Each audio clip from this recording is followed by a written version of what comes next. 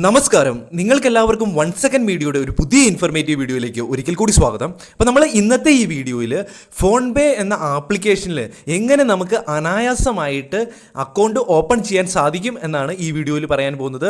Video മുഴുവനായിട്ടും കാണുക, കൃത്യമായ ഇൻഫർമേഷൻ നിങ്ങൾക്ക് ലഭിക്കുന്നതിന് വേണ്ടി. അപ്പോൾ നിങ്ങൾ ആദ്യം തന്നെ നിങ്ങൾ ഫോൺ പേയിൽ ഒരു അക്കൗണ്ട് ഓപ്പൺ ആക്കാൻ ആഗ്രഹിക്കുന്നുണ്ടെങ്കിൽ ഈ വീഡിയോയുടെ ഡിസ്ക്രിപ്ഷനിൽ നിങ്ങൾക്ക് ഒരു ഫോൺ പേയുടെ ആപ്ലിക്കേഷൻ ഡൗൺലോഡ് ചെയ്യാനുള്ള ലിങ്ക് ലഭിക്കുന്നതായിരിക്കും.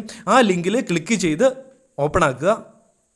അപ്പോൾ മുമ്പോട്ട് പോയി കഴിയുമ്പോഴത്തേനും നിങ്ങൾ ഗൂഗിൾ പേയിൽ നിന്ന് ഈ ആപ്ലിക്കേഷൻ ഇൻസ്റ്റാൾ ചെയ്യാൻ സാധിക്കുന്നതാണ്. അപ്പോൾ ഇവിടെ ഇൻസ്റ്റാൾ എന്ന ബട്ടൺ ക്ലിക്ക് ചെയ്ത് മുമ്പോട്ട് പോവുക.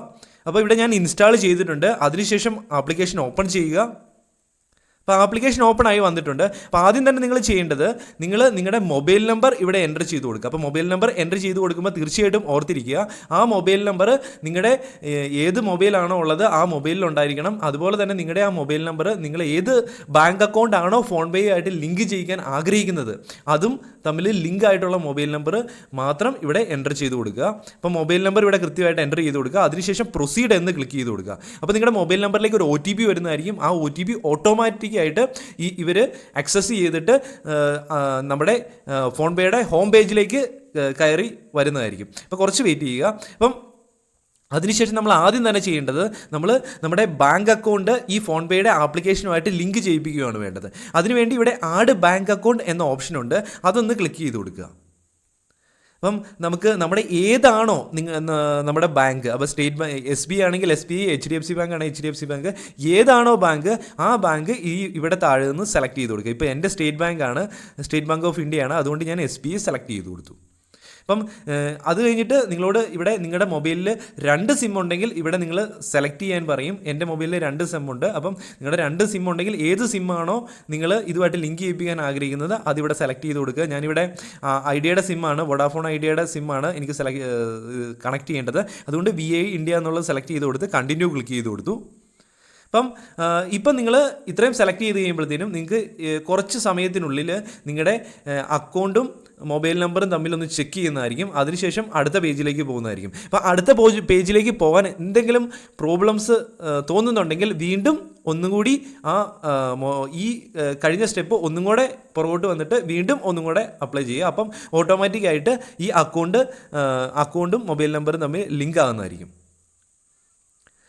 അതിനുശേഷം ഇവിടെ സക്സസ്ഫുൾ ആയിട്ട് ഓപ്പൺ ആയിട്ടുണ്ട്. അപ്പം ഇവിടെ നമുക്ക് കാണാൻ സാധിക്കും, അപ്പോൾ എൻ്റെ മൊബൈൽ നമ്പറുമായിട്ട് ലിങ്ക് ആയിട്ട് 2 അക്കൗണ്ട് ഉണ്ട്. ഇതൊരു അക്കൗണ്ടാണ്, അതുപോലെ തന്നെ ഇതൊരു അക്കൗണ്ടാണ്. ഒരുപക്ഷെ നിങ്ങളുടെ ഒരു അക്കൗണ്ട് ആയിരിക്കും ഉണ്ടാവുള്ളൂ. അപ്പം നിങ്ങൾ ഏത് അക്കൗണ്ടാണോ നിങ്ങൾ ലിങ്ക് ചെയ്യിപ്പിക്കാൻ ആഗ്രഹിക്കുന്നത് അതിനൊരു UPID ഉണ്ടായിരിക്കണം. അപ്പം ഞാനിവിടെ ലിങ്ക് ചെയ്യിപ്പിക്കാൻ ആഗ്രഹിക്കുന്നത് ഈ താഴത്തെ അക്കൗണ്ടാണ്. അപ്പം താഴത്തെ അക്കൗണ്ടിന് ഇവർ പറയുന്നുണ്ട് ഇവിടെ ഒരു UPI ID നിങ്ങൾക്ക് വേണം എങ്കിൽ അത് ക്രിയേറ്റ് ചെയ്യണം. അത് ക്രിയേറ്റ് ചെയ്ത് കഴിഞ്ഞാൽ മാത്രമേ നിങ്ങൾക്ക് ലിങ്ക് ചെയ്യിപ്പിക്കാൻ ഫോൺ പേയുടെ അക്കൗണ്ട് ഓപ്പൺ ആക്കാൻ സാധിക്കത്തുള്ളൂ. അപ്പം ആദ്യമേ തന്നെ ചെയ്യേണ്ടതെന്ന് പറഞ്ഞു കഴിഞ്ഞാൽ ഈ അക്കൗണ്ടിന് വേണ്ടി ഒരു UPI ID ക്രിയേറ്റ് ചെയ്യണം. അപ്പോൾ ആ UPI ID ക്രിയേറ്റ് ചെയ്യുന്നതിന് വേണ്ടി ഇവിടെ ക്രിയേറ്റ് എന്ന ഓപ്ഷൻ സെലക്ട് ചെയ്ത് കൊടുക്കേണ്ടതായിട്ടുണ്ട്. അപ്പം ക്രിയേറ്റ് എന്ന ഓപ്ഷൻ സെലക്ട് ചെയ്ത് കഴിയുമ്പോഴത്തേനും നിങ്ങൾക്ക് ഇവിടെ UPI ID ക്രിയേറ്റ് ചെയ്യാൻ സാധിക്കുന്നതാണ്. അപ്പം ഇവിടെ UPI ID ക്രിയേറ്റ് ചെയ്യുമ്പോൾ പ്രത്യേകമായിട്ട് ഓർത്തിരിക്കുക, നിങ്ങളുടെ പേര് അല്ലെങ്കിൽ ഡേറ്റ് ഓഫ് ബർത്ത് അതൊക്കെ ചേർത്ത് അല്ലെങ്കിൽ നിങ്ങളുടെ പേര്, വീട്ടുപേര്, അപ്പോൾ ഇങ്ങനെ എൻ്റർ ചെയ്തതിന് ശേഷം @IBL എന്ന UPI ID ആയിരിക്കും ഇവിടെ ക്രിയേറ്റ് ചെയ്യുന്നത്. അപ്പോൾ ഇവിടെ എൻ്റർ ചെയ്തതിന് ശേഷം സേവ് എന്ന ഓപ്ഷൻ സെലക്ട് ചെയ്ത് കൊടുക്കുക. അപ്പോൾ UPI ID ഇവിടെ സക്സസ്ഫുൾ ആയിട്ട് ഇത് കണ്ടോ, ഇവിടെ സക്സസ്ഫുൾ ആയിട്ട് സേവ് ആയിട്ടുണ്ട്. അപ്പോൾ നമ്മുടെ UPI ID അതിനുശേഷം @IBL, അപ്പോൾ @IBL എന്ന് പറഞ്ഞൊരു UPI ID ഇവിടെ ക്രിയേറ്റ് ആയിട്ടുണ്ട്. അതിനുശേഷം പ്രൊസീഡ് ടു ആഡ് എന്ന ഓപ്ഷൻ ക്ലിക്ക് ചെയ്ത് മുമ്പോട്ട് പോവുക. അപ്പം ഒരുപക്ഷെ നിങ്ങൾ ഗൂഗിൾ പേയിൽ ഓൾറെഡി നിങ്ങൾ രജിസ്റ്റർ ചെയ്ത് വെച്ചിട്ടുണ്ടെങ്കിൽ നിങ്ങൾക്ക് ഇവിടെ സെറ്റ് UPI പിൻ എന്ന ഓപ്ഷൻ ഒരുപക്ഷെ നിങ്ങൾക്ക് വരത്തില്ല.